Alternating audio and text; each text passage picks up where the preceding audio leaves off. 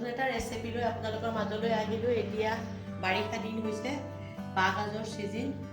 বাঁহগাজে বহুতে খৰিচা ৰাখে আৰু বহুতে আচাৰ কৰি ৰাখে। মই অলপমান আচাৰ কৰি ৰাখিবৰ কাৰণে মই এয়া পিচিছোঁ। এইদৰে আচাৰ কৰিবৰ কাৰণে মই এইখিনি মাৰি লৈছোঁ। অকণমান বীজ জলকীয়া লগত ভৈয়ামত ভৰাই ৰাখিম। আচাৰ ৰাখিবলৈ কোনো কষ্ট নহয়, খালি কাটি মেলি কৰাটোৱেহে অলপমান আৰু ভৰাবলৈ একো দৰকাৰ নাই। তাত কোনো মছলা পাতি নালাগে। জাল নিদিওঁ বুলিলেও আপোনালোকে এনেও থ'ব পাৰে। অকণমান নামাত্ৰ তেল সানিও ৰাখিব পাৰে আৰু অকণমান জ্বলা দি জাতি জলকীয়া দিও আপোনালোকে থ'ব পাৰে বা বীজ জলকীয়া দিও আপোনালোকে অকণমান থ'ব পাৰে নিজৰ আন্দাজ মতে, জ্বলা যিমানটো খায়।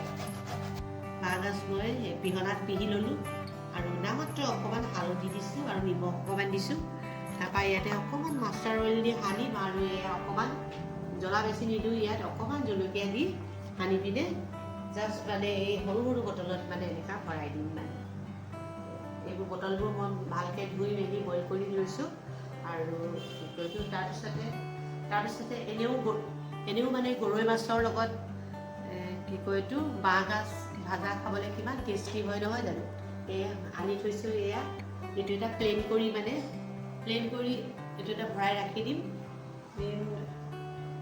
ঠাণ্ডা দিনতো বা যেতিয়াই হওক খাবলৈ ভাল লাগে। বাঁহগাজ বা গাহৰি মাংস অকণ বনালোঁ, তাতো অকণমান মাছ টেঙা পেলাই দিলে ভাল লাগে।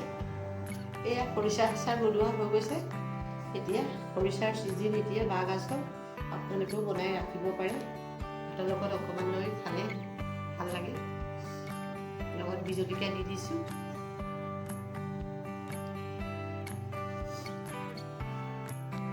আপোনালোকেও বনাই খাব এইদৰে। আজিলৈ আকৌ নতুন ৰেচিপি লৈ আপোনালোকৰ মাজলৈ